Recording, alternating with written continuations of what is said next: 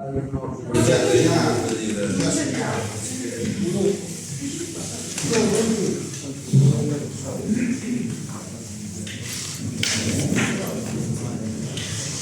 Presidente, buonasera colleghi ministeri, buonasera al pubblico.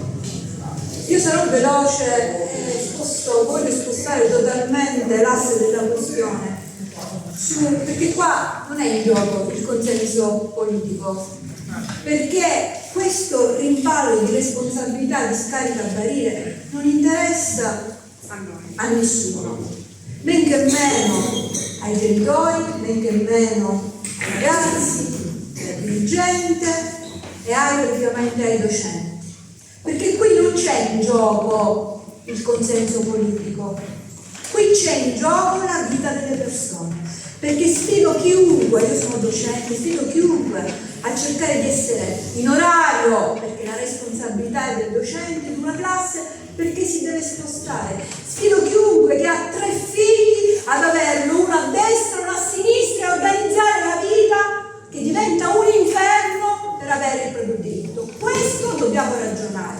E allora il rimpallo di scarica a barile, prima, seconda, terza, quarta, quinta amministrazione non serve a nessuno.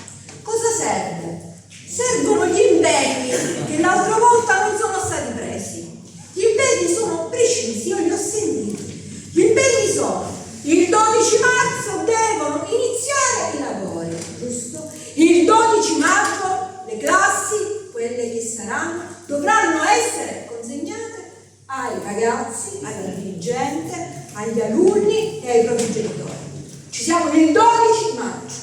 Altro impegno. Il Moncada, che per quest'anno mantiene le classi, è un altro gravissimo problema, perché il Moncada può decidere, perché quando fu fatto l'accordo con il prefetto e l'ex dirigente Mauro Mandorlo di tenere i ragazzi, le classi dentro il Moncada, perché a maggio del 2023 ci fu il crollo della scuola, queste date sono fondamentali.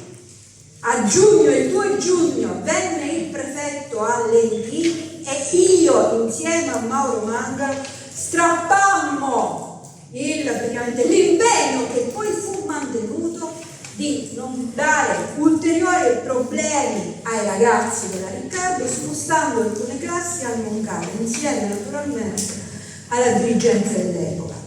Oggi, domani io so che devo andare in prefettura, ci vuole l'impegno, come ci fu l'impegno dell'assessore all'epoca, che ero io, ci vuole l'impegno che i ragazzi possano stare tutto il tempo utile fin quando la scuola e la dirigente ha le classi per poter sistemare i ragazzi, perché se no questo sarebbe l'ulteriore disastro.